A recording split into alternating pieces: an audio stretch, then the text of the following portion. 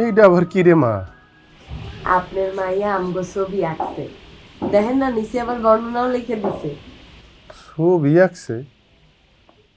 আমার নাম পরি, আমার বাবার নাম রমিজ আলী, আমার মায়ের নাম জরিনা বেগম, আমরা থাকি উত্তরখান রেলগেট সিদ্দিক মোল্লার বাসা। ওরে বাবা, এই তোমার মাইয়া তো আমাকে গোষ্ঠী শুদ্ধায় পরিচয় শুদ্ধায় লিখে আলাইছে। আমার মায় কত বড় হয়ে গেছে গা। মাশাল্লাহ মাশাল্লাহ। এই জিনিস কিন্তু এখন হইতে আমি আমার লগে লগে রাখবো। আমি এটা কেউরে দিব না। আমি যখন অফিসে কাজের মধ্যে থাকবো তখন বাই করে দেখবো। কি দেখছো বউ, তোমার মাইয়া কি আবদার করে, আমার গান গাইতে কয়, আমার এমনি কণ্ঠ ভালো না। ঠিকই তো কইছে। আপনি কি শিল্পী নাকি যে আপনার কণ্ঠ ভালো হইব? এই কণ্ঠ দিয়েই তো আগে আমারে গান শোনায় ভুলায় রাখতেন। ধরেন, মাইয়া যখন কইছে একটা গান ধরেন, কি আছে? তুমি আবার এই কথা মনে করায় দিলা।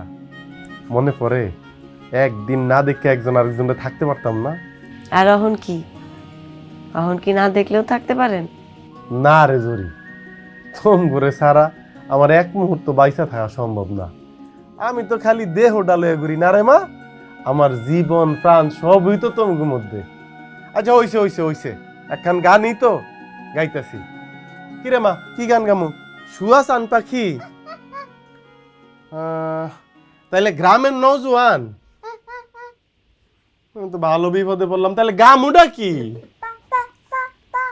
বাহ বাহ, বাবা মানে হাজার বিকেল।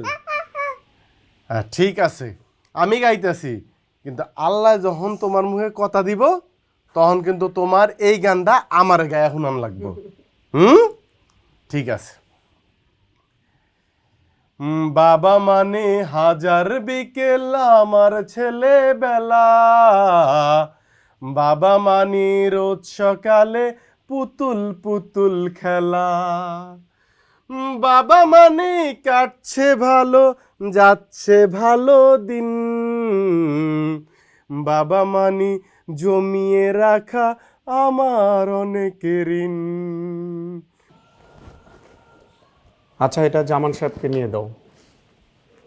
আচ্ছা, রমিজ কোথায়? জামান বসকে একটু বাইরে পাঠিয়েছে।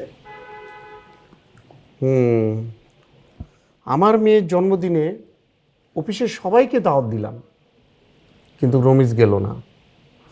তুমি কি এই ব্যাপারে কিছু জানো? বস আমার মনে হয় গিফট দেওয়ার পরে যায় নাই। ওই আপনার ওখানে যাওয়ার তো একটা খরচও আছে বস। আর আপনি তো জানেন ও টাকা পয়সা গুছায় মেয়ের জন্য তাবিজ তোমার কিনে। আপনি এই কোন বস, বুবা মাইয়া কি এত সহজে কথা কয়? তুমি এইসব বুঝবা না, আগে বাবা হও, তাহলে বুঝবা। আচ্ছা, কামে যাও। যাও।